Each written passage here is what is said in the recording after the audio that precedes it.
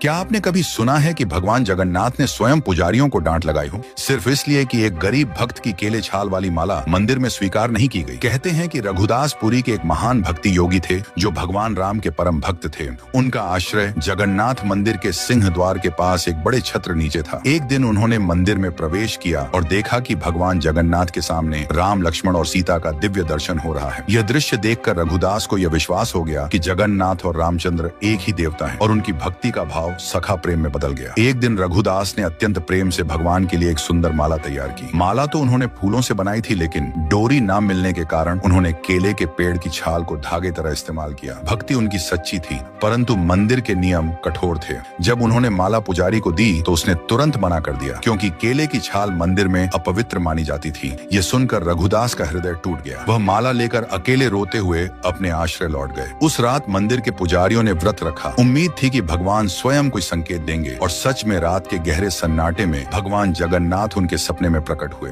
भगवान ने कठोर स्वर में कहा, तुमने रघुदास की माला ठुकराकर उसकी भक्ति का अपमान किया है। वह माला मेरे लिए सबसे प्रिय है, क्योंकि वह प्रेम से बनी थी, न कि नियमों से। वह इस समय घर में बैठा रो रहा है, भूखा प्यासा। जब तक उसकी माला मेरे गले में नहीं चढ़ाई जाती, तब तक मैं कोई पूजा स्वीकार नहीं करूंगा। सुबह होते ही पुजारी भागते हुए रघुदास के पास पहुंचे, उनके चरणों में गिरकर क्षमा मांगी और प्रेम पूर्वक माला मंदिर ले गए। जब वही माला जगन्नाथ के गले में अर्पित की गई, कहते हैं कि पूरे गर्भगृह में एक अद्भुत सुगंध और दिव्य प्रकाश फैल गया, मानो स्वयं भगवान ने अपनी प्रसन्नता प्रकट की हो। जगन्नाथ वही भगवान है जो सबसे पहले अपने छोटे भक्त मित्र के आंसू पोंछते हैं। इसलिए कमेंट में जरूर लिखना, जय जगन्नाथ।